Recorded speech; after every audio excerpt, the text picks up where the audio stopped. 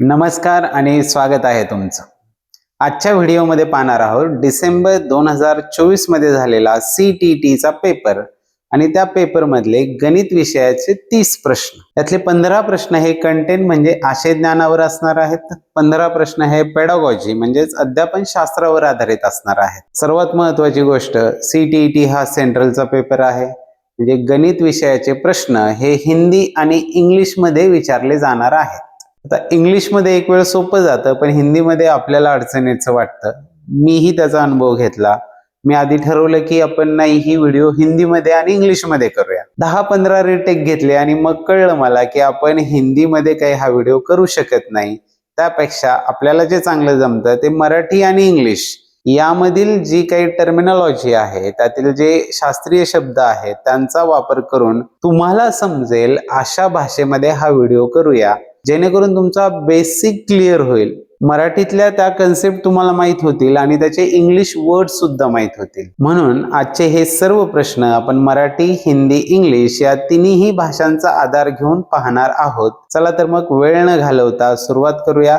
तत्पूर्वी चॅनलवर जर नवीन असाल तर चॅनलला सबस्क्राईब करा, कारण या चॅनलवर आपण CTETचे मागील वर्षांचे गणित विषयाचे सर्व प्रश्न पाहणार आहोत. ते सर्व प्रश्न तुमच्यापर्यंत पोहोचणं सोयीचं होईल आणि कुठेही आपण टाइमपास करणार नाहीये.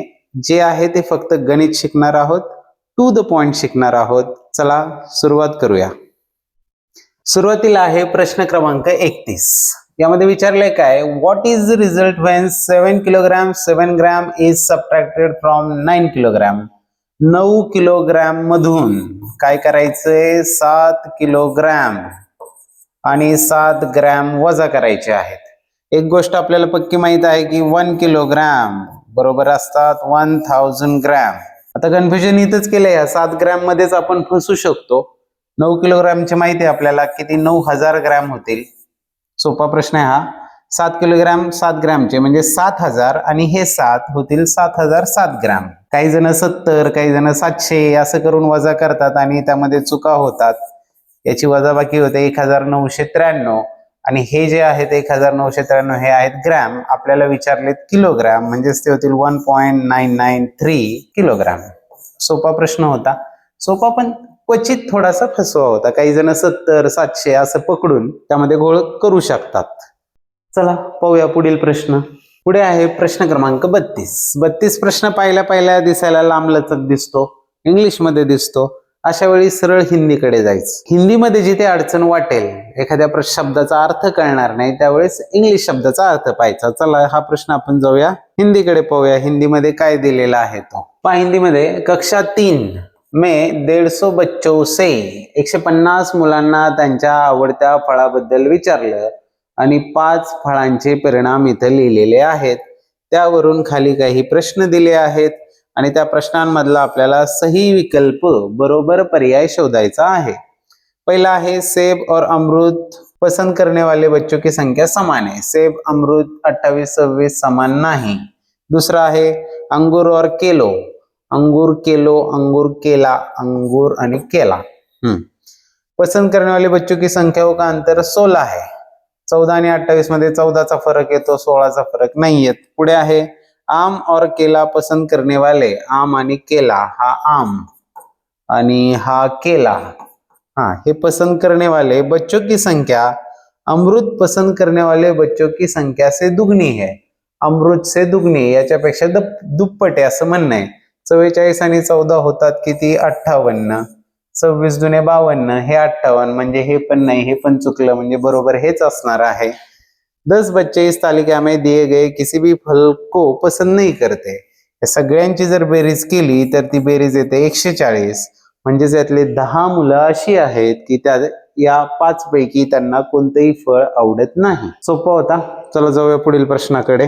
पुढचा आहे प्रश्न क्रमांक 33 आणि तो प्रश्न आहे पेडागॉजीवर आधारित. पहा काय आहे, which of the following is list appropriate. List appropriate म्हणजे काय, सबसे कम उपयुक्त, सगळ्यात कमी कामाचं आहे, एवढं उपयोगाच नाही.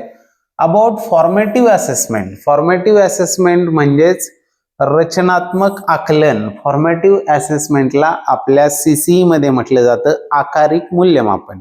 आकारिक मूल्यमापन म्हणजे काय, ज्याच्यामध्ये आपण तोंडी काम आहे, स्वाध्याय आहे, प्रकल्प आहेत, उपक्रम आहेत, या सगळ्या गोष्टींचे गुण मोजत असतो. आणि हे फॉर्मेटिव्ह इव्हॅल्युएशन म्हणजेच आकारिक मूल्यमापन हे सातत्यपूर्ण चालू असतं, सातत्यपूर्ण सुरू असतं, संपूर्ण वर्षभर सुरू असतं. आणि जे संकलित मूल्यमापन आहे त्या संकलित मूल्यमापनालाच म्हटलं जातं समेटिव्ह इव्हॅल्युएशन. समेटिव्ह म्हणजे संकलित, की जे पहिल्या सत्राच्या अखेरीस आणि दुसऱ्या सत्राच्या अखेरीस होतं. आता इथे विचारले आपल्याला काय की रचनात्मक फॉर्मेटिव्हच्या बाबतीमध्ये सगळ्यात कमी कामाचं काय आहे. पहिला पर्याय पाहू. It helps to identify students misconceptions. Misconceptions म्हणजे भ्रांतिया. यातून आपल्याला मिसकन्सेप्शन्स कळतात, मुलांच्या संकल्पना समजून घेण्यात अडचणी कुठं आल्यात हे आपल्याला समजतात. बरोबर गोष्ट आहे ती. यह संचयी मूल्यांकन उपलब्ध कराता है की जो बच्चों की श्रेणीबद्ध करने में सहायता करता है. तर हे काय करतो आता आपल्याला हे संचयी मूल्यांकन म्हणजेच काय क्युम्युलेटिव्ह इव्हॅल्युएशन. आता क्युम्युलेटिव्ह इव्हॅल्युएशन म्हणजेच संकलित मूल्यमापन आणि हे आकारिक मूल्यमापनाचं काम नाही, हे सगळ्यात कमी कामाचं आहे.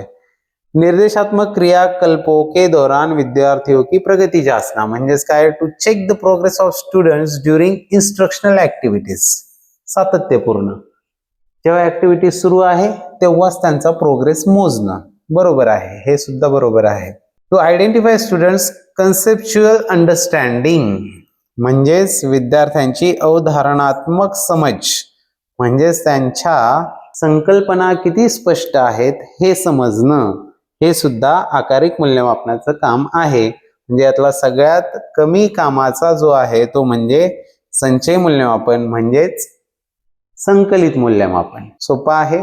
पण पेडागॉजीचे जे प्रश्न आहेत यामध्ये आपल्याला अध्ययन अध्यापन प्रक्रिया खूप चांगली समजलेली असणं गरजेचं आहे. आणि टीईटी आणि सीटीईटी मध्ये हाच फरक आहे. सीटीईटी आपलं अध्ययन अध्यापन शास्त्रावर देखील तेवढाच इक्वल फोकस करते. म्हणजे जेवढं माझ्या डोक्यात आहे तेवढं मी प्रॉपरली डिलिव्हर करू शकतो का हे सुद्धा सीटीईटी तपासत असते. चला जाऊयात पुढच्या प्रश्नाकडे. पुढे आहे प्रश्न क्रमांक 34. एक व्यक्ति ने अपने बैंक खाते में किसी महीने की 4 तारीख को इतने निकाले. ठीक है, 4 ला एवढे काढले. 20 तारीख को इतने जमा किए, बर केले. और महीने के अंत में इतनी धनराशि है तो महीने के प्रारंभ में उसके खाते में कितनी धनराशि थी. तो महिन्याच्या सुरुवातीला आपण म्हणू X रुपये होते. त्यातले 4 तारखेला त्याने काढले 4560. 20 तारखेला त्याने जमा केले 2567 आणि एवढे मिळून महिन्याच्या शेवटी त्याच्या खात्यात शिल्लक राहिले 3125. तर हे समीकरण सोडवताना सोपं आहे. हे इकडे मायनस आहेत ते तिकडे पाठवले की प्लस होतील, हे प्लस आहेत तिकडे पाठवले की मायनस होतील. म्हणजेच हे 3125 प्लस 4560 मायनस हे 2567 पण तिकडे मायनस होणार आहेत. ज्याची किंमत काढायची आहे त्याला एकटा पाडायचा असतो. म्हणजे एकटं पडल्याशिवाय स्वतःची किंमत कळत नाही. ही समीकरणं सुद्धा आपल्याला तेच सांगतात. आणि हे सगळं सोडवल्यानंतर आपल्याला उत्तर मिळतं 5118. म्हणजे महिन्याच्या सुरुवातीला त्या व्यक्तीकडे रुपये होते 5118. जाऊयात पुढील प्रश्नाकडे. पुढचा प्रश्न आहे प्रश्न क्रमांक 35. आणि हा पाहता क्षणी कळतो आपल्याला की हा पेडागॉजीवरचा प्रश्न आहे. A primary class mathematics teacher gave his students the following problem to solve. How many classes of 28 pupils would be needed for a school of 616 pupils?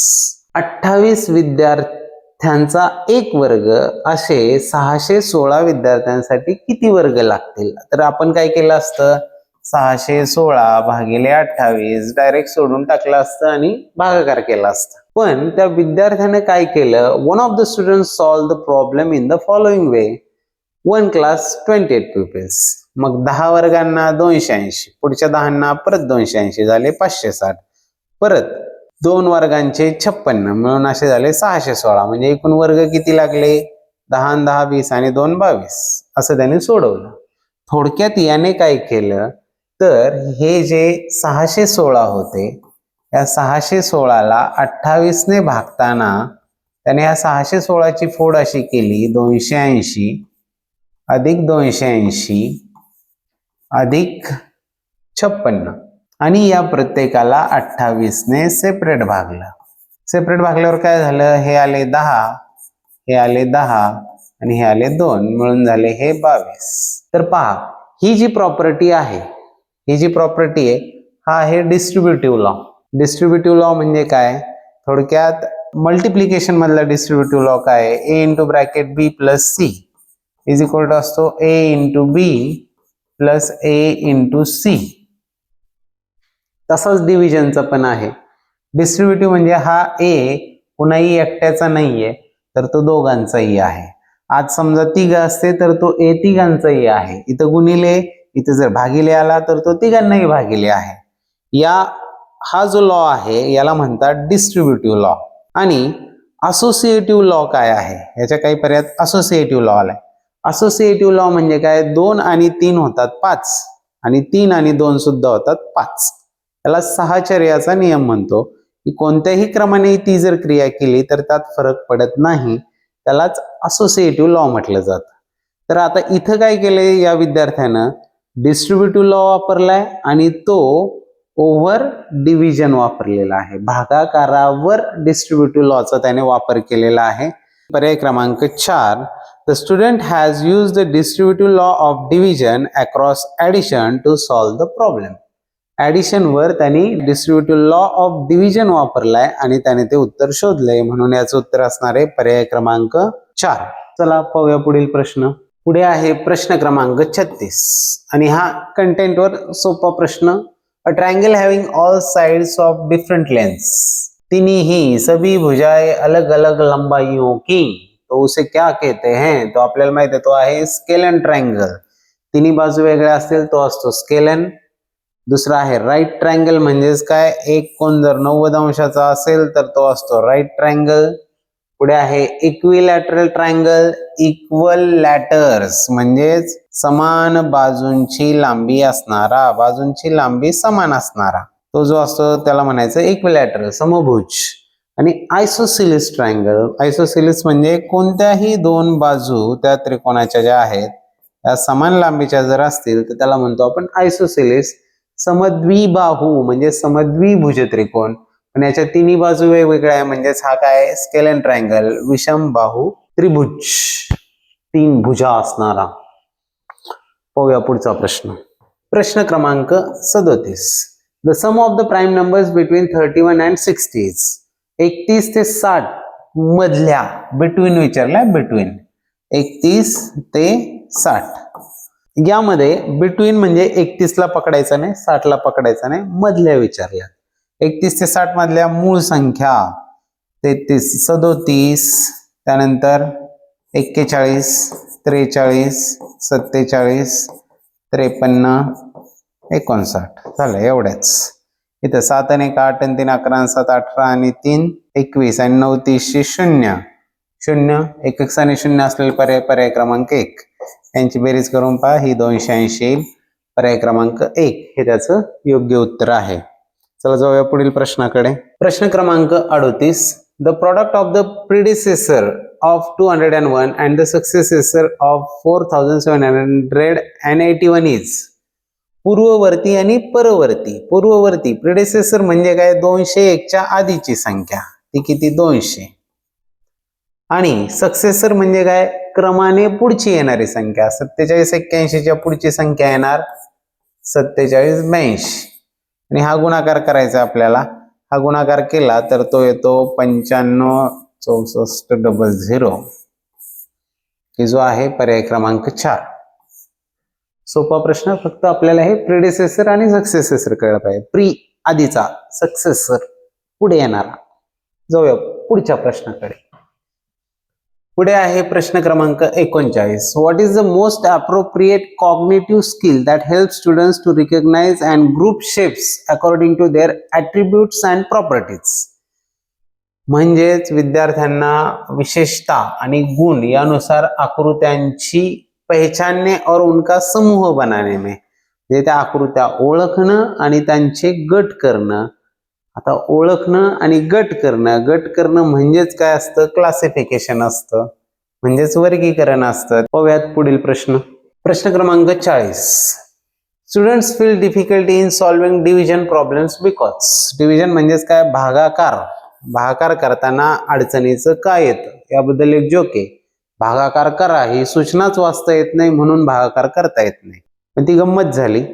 प्रत्यक्ष भागाकार करताना का अडचण येते, तर भाग की समस्या हो की दैनिक जीवन में कोई उपयोगिता नहीं है, म्हणजे काय, युटिलिटी इन डेली लाईफ नाहीये, दैनंदिन जीवनात उपयोग नाही असं काही नाही, आहेच उपयोग. पुढचं आहे there are no informal ways of solving division problems. तर अशा काही अनौपचारिक कलनविधी, अशा काही अनौपचारिक पद्धती नाही भागाकार सोडवण्याच्या, तर आहेत. ठरलेल्याच पद्धतीने भागाकार करावा असं नाही, अनेक अनौपचारिक पद्धती आहेत. पुढे आहे भाग की समस्या हल करने के लिए यह आवश्यक है कि विद्यार्थी जमा घटा और गुणा करना अच्छी तरह से जान ले. एकदम योग्य गोष्ट आहे. भागाकार येण्यासाठी आधी ऍडिशन, सबट्रॅक्शन, मल्टिप्लिकेशन या क्रियांवर कमांड असणं गरजेचंच आहे. पर्याय क्रमांक 3 हा सध्या तरी योग्य वाटतोय. विद्यार्थी भाग का चिन्ह पसंत नाही करते. Students do not like the sign of division. असं काही नाहीये. जे जमतं ते आवडतं, जे जमत नाही ते नाही आवडत, पण ते जमायला लागल्यावर मग आवडायला लागतं. पाहूया पुढचा प्रश्न. प्रश्न क्रमांक 41. भला मोठा दिसतो प्रश्न. CTT ला हेच महत्वाचं आहे. तुमचा पेपर वेगाने वाचून झाला पाहिजे आणि पटापट आकलन झालं पाहिजे की नेमकं आपल्याला काय विचारलेलं आहे. त्यामध्ये अडकून नाही राहायचंय कुठे. तर पहा, इथं मोठा प्रश्न असतो आपण, दुसरी कक्षा के अधिकांश शिक्षार्थी 4 कैंडी और 3 कैंडी जैसी 2 मात्राएं जोड़ने में सक्षम होते हैं, ठीक है, लेकिन जब वर्कशीट पर 4 + 5 करने के लिए कहा जाता है तो अधिकांश वही शिक्षार्थी ऐसा करने में असमर्थ होते हैं. राष्ट्रीय पाठ्यचर्चा रूपरेखा 2005, NCF 2005 मध्ये याचं काय कारण सांगितलंय. थोडक्यात काय सांगितलंय इथं की 4 आणि 3 असं जर करायची वेळ आली, हे 4 आणि हे 3 हे करायची, मोजून करायची वेळ आली तर करतात मुलं. पण जेव्हा असं लिहिलेलं येतं 5 + 4 = what, तेव्हा ते करता येत नाही. का, तर ते चिन्हांच्या रूपामध्ये आहे. 5 म्हणजे 5 काय हे समोर दिसत नाही. ती अमूर्त पातळीची गोष्ट आहे. अमूर्त पातळीची गोष्ट म्हणजेच त्याला काय म्हणतो आपण, ऍबस्ट्रॅक्ट म्हणतो. ऍबस्ट्रॅक्ट त्यालाच काय, अमूर्त गणितीय प्रतीक असं आपण त्यांना म्हणत असतो. त्यामुळे याचं उत्तर जे आहे ते आहे पर्याय क्रमांक 2. शिक्षार्थी अमूर्त गणितीय प्रतीकों के उपयोग के लिए तैयार नहीं होते हैं. बाकीचे जर पर्याय जर वाचले तर ते त्याला तेवढेसे लागू पडणारे नाहीयेत. चला जाऊयात पुढील प्रश्नाकडे. प्रश्न क्रमांक 42. दिसायला मोठा पण अतिशय सोपा प्रश्न आहे. तीसरी कक्षा के एक विद्यार्थी से जब 105 लिहायला सांगितले तेव्हा त्याने काय केलं, 1005 लिहिले. यह इंगित करता है. इंगित म्हणजे काय, इंडिकेट्स, शोज. हे काय दर्शवतं, तर पहिलं काय, ही और शी और he needs more help in understanding the concept of place value. बरोबर आहे. स्थानिक किंमत कशाला म्हणतात हे न कळल्यामुळेच त्याने 1 तिथे जास्तीचा दिलेला आहे. ज्याचा पर्याय क्रमांक 1 हाच योग्य असणार आहे. अनफिट टू लर्न मॅथमॅटिक्स असं काही म्हणू शकत नाही आपण. स्लो लर्नर आहे असं पण नाही म्हणू शकत. He is मिस्चिवियस. मिस्चिवियस म्हणजे काय, शरारती बच्चा है, इसलिए उसने ये शरारत की है, ऐसा भी नहीं कह सकते. तो ये क्या है, understanding the concept of place value, इसमें उसको दिक्कत है इसलिए वो ऐसा लिख रहा है. चलो जाते हैं अगले सवाल पे. Question number 43. Which of the following statement is not true with respect to the concept of fractions. अपूर्णांकांच्या बाबतीत विचार करताना काय खालतील पैकी योग्य नाही, सत्य नाही. पहिलं, यह एक समान वस्तुओं वाले समूह के भाग को निरूपित करता है. बरोबर आहे. एका होलचे पार्ट्स जे आहेत तो हा अपूर्णांक दाखवत असतो. अगदी योग्य. पुढे आहे, एक भिन्न का गणितीय चिन्ह नोटेशन एक अनुपात के रूप में निरूपित किया जा सकता है. म्हणजे काय, the mathematical notation of fraction can be represented as ratio. Ratio मध्ये लिहू शकतो. ते 3/5 जे आहेत यालाच आपण 3/5 3:5 असं लिहू शकतो. No problem. यह एक पूर्ण का वह भाग निरूपित करता है जो कि 1 से बड़ा हो. 1 से बड़ा हो. अपूर्णांक मुळात अपूर्ण अंक आहे, त्यामुळे तो 1 पेक्षा मोठा होऊ शकत नाही. कारण तो मुळात काय असतो, एक पूर्ण आहे, त्याचे काही भाग केलेत आणि हा याला जर अपूर्णांक म्हटला आपण 1/4 तर हा 1 पेक्षा मोठा नसतो. त्यामुळे पर्याय क्रमांक 3 जो आहे हा इथे रॉंग वाटतोय. एक भिन्न का गणितीय चिन्ह एक विभाजन समस्या को निरूपित करने के लिए किया जा सकता है. Because the mathematical notation of a fraction can be represented as a division of a problem. No problem. लिहू शकतो. म्हणजेच हे 3/5 जे आहे त्यालाच आपण 3/5 असं सुद्धा लिहू शकतो. काही अडचण नाही. म्हणून यात जो चुकीचा आहे तो आहे पर्याय क्रमांक 3. चला जाऊया पुढील प्रश्नाकडे. पुढे आहे प्रश्न क्रमांक 44. Radha walks 3 kilometer 725 meter per day. 3.725 per day on Monday, Wednesday and Friday, whereas she walks 2 kilometer 9 meter 2.009 per day on Tuesday and Thursday. Total distance covered by her from Monday to Friday is Monday to Friday calculate करायचे. 2 दिवस एवढं चालते आणि 3 दिवस एवढं चालते आणि याची आपल्याला विचारली टोटल. तर हा गुणाकार केल्यानंतर तो येतो 11.175 प्लस 2009 ची दुप्पट होणार 4018 आणि ही ऍडिशन केल्यानंतर येते 15.193 किलोमीटर. ही जो आहे पर्याय क्रमांक 2. साधं मांडणी करून समजून घेऊन सोडवायचं उदाहरण होतं. काही अडचण नाही यामध्ये. जाऊया पुढील प्रश्नाकडे. प्रश्न क्रमांक 45. Jasmine said a rectangle has 2 pairs of opposite sides parallel. बरं, एका आयताला 2 pairs of opposite sides parallel. समोरासमोरच्या बाजू समांतर असतात अशा 2 जोड्या असतात. A square also has 2 pairs of opposite sides parallel. जे आयत जो आहे त्याला सुद्धा 2 जोड्या असतात. चौरस पण जो आहे त्याला पण 2 जोड्या असतात. कसल्या? समांतरच्या. So both rectangle and square are also parallelograms. तर हे दोघेही समांतरभुज चौकोन आहेत. काही अडचण नाही. बरोबर आहे. Jasmine is at dash dash stage of Van Hiele's theory of geometric thinking. तर आता ही व्हॅन हिलेची जी थेअरी आहे जॉमेट्रिक थिंकिंग विषयीची ही पहिल्यांदा आपल्याला समजून घेणं गरजेचं आहे. या थेअरीमध्ये सगळ्यात पहिला जो टप्पा आहे तो म्हणजे व्हिज्युअलायझेशन. म्हणजे काय? पाहणं, निरीक्षण करणं. दुसरा जो टप्पा आहे तो म्हणजे आहे ॲनालिसिस. जे पाहिलं त्यात साम्य काय आहेत, भेद काय आहेत हे ओळखणं, त्याचं विश्लेषण करणं त्यांच्या गुणधर्मानुसार. तिसरा टप्पा आहे तो म्हणजे रिलेशनशिप. रिलेशनशिप म्हणजेच काय? Informal deduction. जी वैशिष्ट्य पाहिलेली आहेत यांच्यामध्ये काही रिलेशनशिप आहेत का, एकमेकांशी काही संबंध आहे का, तो प्रस्थापित करणं. आणि त्या पुढचा टप्पा आहे फॉर्मल डिडक्शन. फॉर्मल डिडक्शन म्हणजे काय? आधी इनफॉर्मली रिलेशनशिप लावलं, नंतर त्याला सूत्रांचा, प्रमेयांचा आधार देऊन एका ठोस निर्णयापर्यंत जाणं, जो की शेवटचा टप्पा आहे. रिगरनेस म्हणजेच कठोरता, म्हणजे अंतिम निर्णयापर्यंत पोहोचणं. मग आता यामध्ये या जॅस्मिननी काय केलेलं आहे तर तिने यांच्या समोरासमोरील बाजू समांतर आहेत म्हणून हे समांतरभुज चौकोन आहेत असा जो निष्कर्ष लावलेला आहे हा कोणत्या पातळीचा आहे तर हा रिलेशनशिपवर म्हणजे संबंधो की समज यावर आधारित तिने निर्णय घेतलेला आहे आणि तो टप्पा जो आहे तो आहे रिलेशनशिप. चला तर जाऊयात पुढील प्रश्नाकडे. पुढे आहे प्रश्न क्रमांक 46. The sum of the greatest and smallest 6-digit numbers that can be formed from the digits 59026. तर यांच्यापासून काय काय डिजिट्स लिहून घेतो? 59028 आणि 6. यांच्यापासून मोठ्यात मोठी आणि लहानात लहान जी 6 अंकी संख्या तयार होईल त्यांची योग म्हणजेच सम म्हणजेच बेरीज विचारलेली आहे. 5वीचा प्रश्न आहे. यांची बेरीज थोडक्यात एक लक्षात येते बरं का की पॅडागॉजी जी आहे यामध्ये चॅलेंजिंग प्रश्न आहेत.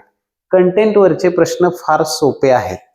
त्यातली मोठ्यात मोठी जी आहे ती बिगर जी होईल संख्या ती होईल 98652 आणि 0 3 आणि 3 6 अंकी. आता स्मॉलर जी होईल यामध्ये तर 0 डायरेक्ट इकडे नाही घेऊ शकत, त्याला इथंच घ्यावं लागेल. हा 2 इथे आणि त्यानंतर राहिलेले 5, 6, 8 आणि 9 यांची करायची आपल्याला ऍडिशन विचारलेली आहे. ती ऍडिशन येते 1, 19, 22, 0 आणि 9. ही जो आहे पर्याय क्रमांक 2 ते त्याचं योग्य उत्तर आहे. साधा सोपा सरळ प्रश्न. जाऊया पुढच्या प्रश्नाकडे. प्रश्न क्रमांक 47. The missing numbers in the pattern are respectively. Pattern लिहूया म्हणजे सुटसुटीत होईल. 12, 14, 17, 13, 8, 14, 21 आणि पुढे डॅश डॅश 2 आहेत. 12 आणि 14 इथं झाले +2. 14 अधिक 17 +3. 17 चे 13 म्हणजे इथं झाले -4. 13 आणि 8 म्हणजे झाले -5.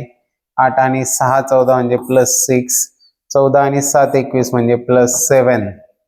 पॅटर्न +2 +3 -4 -5 +6 +7. आता काय होणार -8 -9. 21 मधून 8 गेले, राहिले किती 13 आणि 13 मधून 9 गेले, 9 आणि 4 13 13 4 हे त्याचे उत्तर असणार आहेत. पर्याय क्रमांक 2 हे त्याचं योग्य उत्तर असणार आहे. जाऊयात पुढील प्रश्नाकडे. पुढे आहे प्रश्न क्रमांक 48. The smallest 4 digit number which is a multiple of 6, 7 and 4. 6, 7, 4 यांनी भाग जाणारी लहानात लहान 4 अंकी संख्या आपल्याला शोधायची. 6 ने 7 ने 4 ने. तर इथं थोड्या विभाज्यतेच्या कसोट्या वापरल्या तर पटकन हा प्रश्न सुटू शकतो. 6 ने जर भाग जायचा असेल तर 2 ने आणि 3 ने भाग जावाच लागतो. तर ह्या सगळ्या सम आहेत म्हणजे 2 ने भाग जातोय. 3 ने जातोय का चेक करूया. 1006, 6 आणि 1 7, 3 ने भाग जात नाही म्हणजे हे बाद झाले.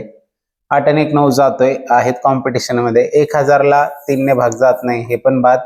2 आणि 1 3 हे पण कॉम्पिटिशन मध्ये आहेत. पुढे 7च्या आधी आपल्याला 4 ची कसोटी माहिती आहे की एकक आणि दशक स्थानचे अंक मिळून जर 4 ने भाग जात असेल तर त्या पूर्ण संख्येला 4 ने भाग जातो.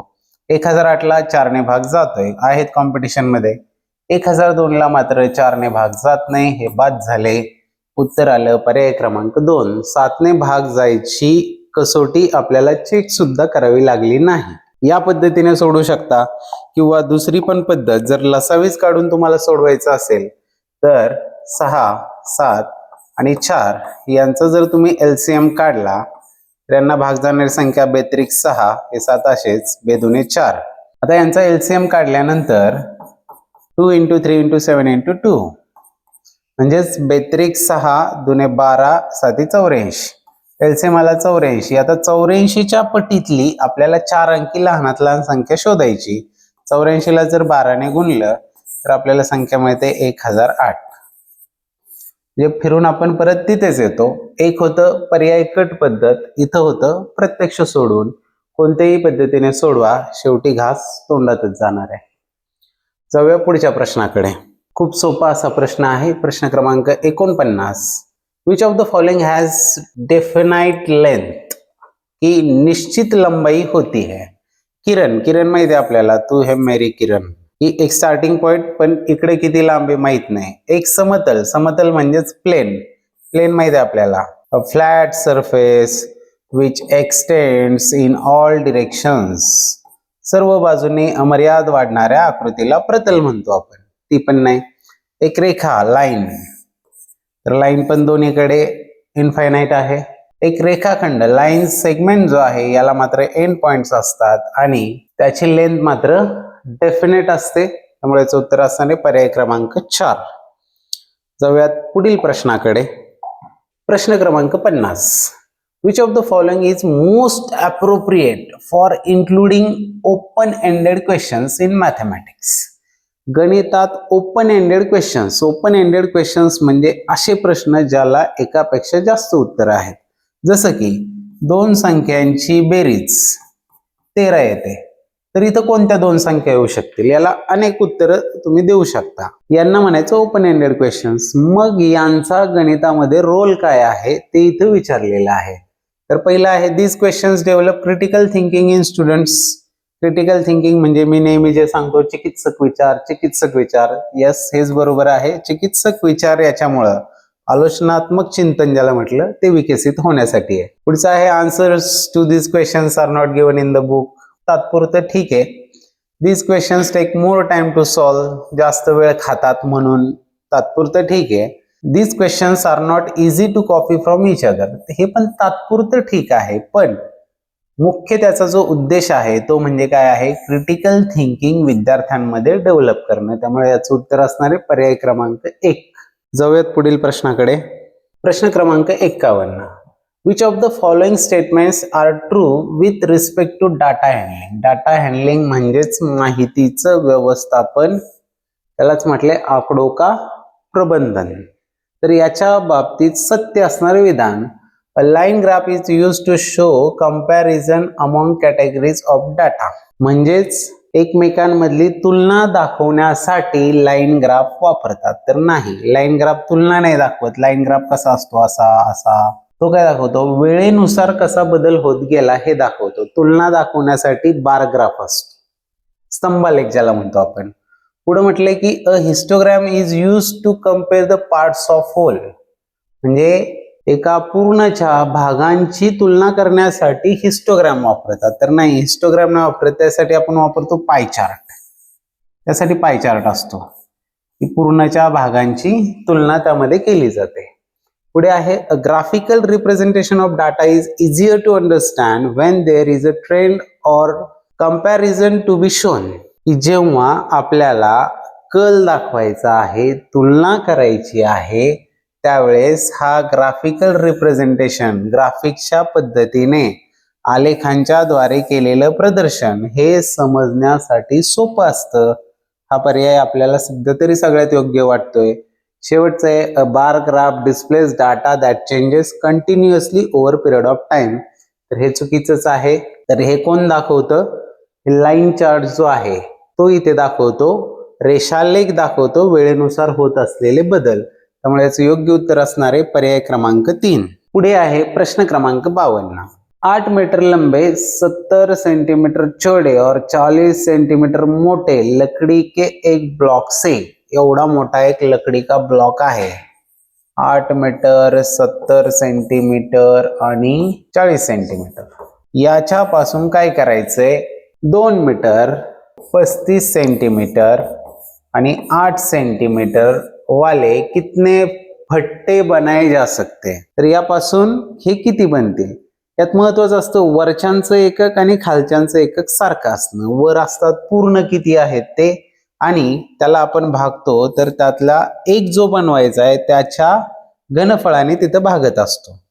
तर हे मीटर सेंटीमीटर सेंटीमीटर आणि हे पण metre centimetre centimetre. No problem, सोडूया डायरेक्ट. बेचोकाट 35 दुने 70 8 45, 4 दुने 8 45. जे किती बनवता येतील ते फट्टे बनवता येतील 40. पर्याय क्रमांक 2 हे त्याचं योग्य उत्तर होणार आहे. जाऊयात पुढील प्रश्नाकडे. प्रश्न क्रमांक 53. त्याची साईजच सांगते. आला रे आला, पेडागॉजी वरचा प्रश्न आला. एक बच्चे ने प्रश्न हल किया 1/2 + 1/3 = 2/5. त्याने काय केलं, 1 + 1 2 करून टाकले, 2 + 3 = 5 करून टाकले. इथं करायची होती अपूर्णांकांची बेरीज, त्याने काय केले, डायरेक्ट बेरीज केली. इस हल से सबसे उपयुक्त क्या निष्कर्ष निकाला जा सकता है. काय निष्कर्ष काढणार. पहिले, बच्चा नहीं जानता कि भिन्नों को संख्या रेखा पर कैसे प्रदर्शित किया जाता है. तर इथं तर ऍडिशन सांगितली, संख्या रेषेवर प्रदर्शनाचा विषयच नाहीये. दुसरे, बच्चों ने प्राकृतिक संख्याओं के जोड़ की अवधारणा को भिन्नों के जोड़ तक विस्तारित किया है. हे जरा बरं वाटतंय की त्याने काय केलं, नॅचरल नंबर्सची जी ऍडिशन आहे तीच इथे अप्लाय करून टाकली. त्याने फ्रॅक्शनचा विचार नाही केला. सध्या तरी 2 बरोबर आहे. पुढे पाहू. बच्चे को संख्याओं को जोड़ना नहीं आता है. नाही येतो ना, त्यांनी केली ना बेरीज बरोबर. म्हणजे फक्त संख्यांची बेरीज केली, अपूर्णांकांची नाही केली. बच्चों को लघुत्तम समापवर्त्य लेना नहीं आता है. ते आपल्या एलसीएम ला ते असं काहीतरी म्हणतात. तर एलसीएम म्हणजेच लसावी काढता येत नाही. तर लसावी काढताच यावं असं काही नाहीये इथे. तरी सुद्धा या अपूर्णांकांची बेरीज करता येते. महत्वाचं कारण काय आहे ते हेच की नॅचरल नंबर्सची ऍडिशन त्यांनी इथं अपूर्णांकामध्ये आणून सोडलेली आहे. पर्याय क्रमांक 2 हे त्याचं योग्य उत्तर राहील. जाऊयात पुढील प्रश्नाकडे. पुढे आहे प्रश्न क्रमांक 54. आणि त्याची साईजच सांगते आपल्याला की हा पॅडागॉजीवरचा प्रश्न आहे. According to NEP 2020, mathematics and computational thinking is to be given increased importance. Mathematics आणि कम्प्युटेशनल थिंकिंगला जास्त महत्व दिले, ते कशासाठी दिलेलं आहे? तर पहिलं आहे, it is foundational to evolving technologies like artificial intelligence, machine learning and data science. म्हणजेच याच्यामध्ये AI आहे, मशीन लर्निंग आहे, ML आणि डाटा सायन्स आहे. हेच योग्य आहे यातलं. It can be a substitute for a teacher. नाही, शिक्षकाला नाही रिप्लेस करायचं. It is the most difficult aspect of learning in school. तसं पण नाहीये. It is foundational to human survival. असं पण नाहीये. तर महत्वाचं आहे AI, मशीन लर्निंग आणि डाटा सायन्स. या उभरती हुई तकनीकों का आधार है, म्हणून कम्प्युटेशनल थिंकिंगला NEP मध्ये आणले. यामध्ये आपल्याला NEP आणि NCF यामध्ये जी विषयांची उद्दिष्ट सांगितलेली आहेत त्यांचा बारकाईनं अभ्यास करणं गरजेचं आहे, कारण त्यावर आधारित प्रश्न या पेडागॉजीमध्ये विचारले जात आहेत. जाऊयात पुढील प्रश्नाकडे. प्रश्न क्रमांक 55. According to national curriculum framework 2005, म्हणजे NCF 2005, mathematics teachers need to shift towards. गणित शिक्षकांनी कशाकडे लक्ष दिलं केलं पाहिजे? आपलं लक्ष कुठं केंद्रित केलं पाहिजे?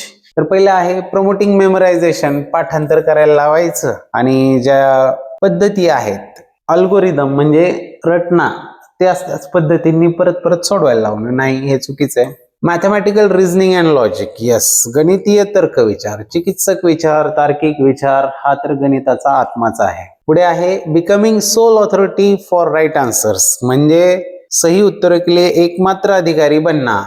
आपणच फक्त बरोबर उत्तर देऊ शकतो असं पण नाहीये. ज्याचा आन्सर असणार काय आहे? ओनली बी. फक्त मॅथमॅटिकल रिझनिंग आणि लॉजिक डेव्हलप करण्यासाठी गणिताच्या शिक्षकांनी आपले ध्यान केंद्रित करण्याची आवश्यकता आहे. जाऊया पुढील प्रश्नाकडे. पुढे आहे प्रश्न क्रमांक 56. चौथी कक्षा के बच्चों को क्षेत्र की अवधारणा से परिचित कराने का सबसे प्रभावी तरीका कौन सा है? Concept of area for 4th grades. क्षेत्रफळ हे समजावून सांगण्यासाठी सोपी पद्धत काय आहे? सूत्र आधारित विधी. सूत्रावरून सांगत बसणार का? त्यातून कन्सेप्ट क्लिअर होणार का? अजिबात नाही होणार. सन्निकटन और अनुमान म्हणजेच काय? अप्रॉक्सिमेशन आणि एस्टिमेशन. तर हे आपण क्षेत्रफळामध्ये नाही करत, हे मापनामध्ये आपण अप्रॉक्सिमेशन एस्टिमेशन वापरतो. पुढचं आहे टेस्लेशन म्हणजे स्टायलिंग. टेस्लेशन म्हणजे स्टायलिंग. तर टायलिंग जे आहे थोडक्यात काय, एक असं क्षेत्र आहे आणि त्याच्यामध्ये अशा एकक आकाराच्या किती भाग यामध्ये बसू शकतात, यालाच म्हणायचं टायलिंग. तर क्षेत्रफळ समजण्यासाठी हा सगळ्यात योग्य मार्ग आहे. गिणतारा म्हणजेच ॲबॅकस. ॲबॅकस कशाला असतं? संख्यांवरील क्रियांचा जेव्हा आपण विचार करतो तेव्हा ॲबॅकसचा विचार होतो. याचं असणारे उत्तर एरियासाठी टेस्लेशन म्हणजेच टायलिंग. जाऊयात पुढील प्रश्नाकडे. पुढे आहे प्रश्न क्रमांक 57. 4/7 + 5/14 - 7/8. तर इथं काय करायचंय आपल्याला? यांच्या छेदांचा लसावी काढायचा, एकदाच काढायचा. तर 14, 7, 8 या सगळ्यांच्या पाढ्यात येणारी संख्या जर विचार केला तर ती आहे 56. मग 56 येण्यासाठी इथं 7ला कितीने गुणावं लागेल? 7ला 8ने गुणावं लागेल. 14ला 4ने गुणावं लागेल. 8ला 7ने गुणावं लागेल. जेवढ्याने छेदाला गुणले तेवढ्यानेच अंशाला गुणणार. 8 चौक 32 प्लस 4 पंचे 20 मायनस 7 7 7.5 49. तर 32 आणि 20 झाले 52, मधून 49 गेले, राहिले 3. 3/56 जो आहे पर्याय क्रमांक 1 हे त्याचं योग्य उत्तर आहे. जाऊया पुढील प्रश्नाकडे. अतिशय सोपा असा प्रश्न 58. Which of the following letters have 2 lines of symmetry. 2 lines of symmetry कोणाला आहेत? H ला आहेत. लाईन ऑफ सिमेट्री म्हणजे काय असते? ज्याच्यामुळे समान 2 भाग होतात. ही एक लाईन आहे आणि दुसरा जर याला असा आडवा कट केला तरी सुद्धा याचे 2 समान भाग होणार आहेत, खाली आणि वर. त्यामुळे याचं उत्तर आहे पर्याय क्रमांक 3 H. बाकीच्यांचे तसे होत नाहीत. पुढे आहे प्रश्न क्रमांक 59. Which of the following is not related to Indian mathematics. भारतीय गणिताशी संबंधित नहीं है. पहिला आहे सूर्य सिद्धांत. तर सूर्य सिद्धांत हा प्राचीन भारतीय ग्रंथ आहे.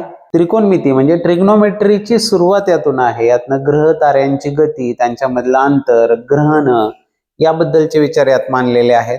पुढे आहे बौधायन शुल्बसूत्र, की पायथागोरसचा जो सिद्धांत आहे तो पायथागोरसच्या आधी बौधायन यांनी मांडलेला आहे आणि तो त्यांच्या ग्रंथामध्ये आहे. पुढे आहे लीलावती. लीलावती हा भास्कराचार्यांचा ग्रंथ आहे. लीलावती हे त्यांच्या मुलीचं नाव होतं आणि त्याची फार रंजक गोष्ट आहे, कधी मिळाली तर ती वाचा, की त्यांनी पुस्तकाचं नाव लीलावती का ठेवलं. आणि चरक संहिता हा मात्र जो आहे हा गणिताशी संबंधित नाही, तर हा आयुर्वेदाशी संबंधित असणारा ग्रंथ आहे. म्हणून याचं उत्तर असणार आहे चरक संहिता हा गणिताशी संबंधित नाही आहे. चाललोय आपण आता शेवटच्या प्रश्नाकडे जातोय.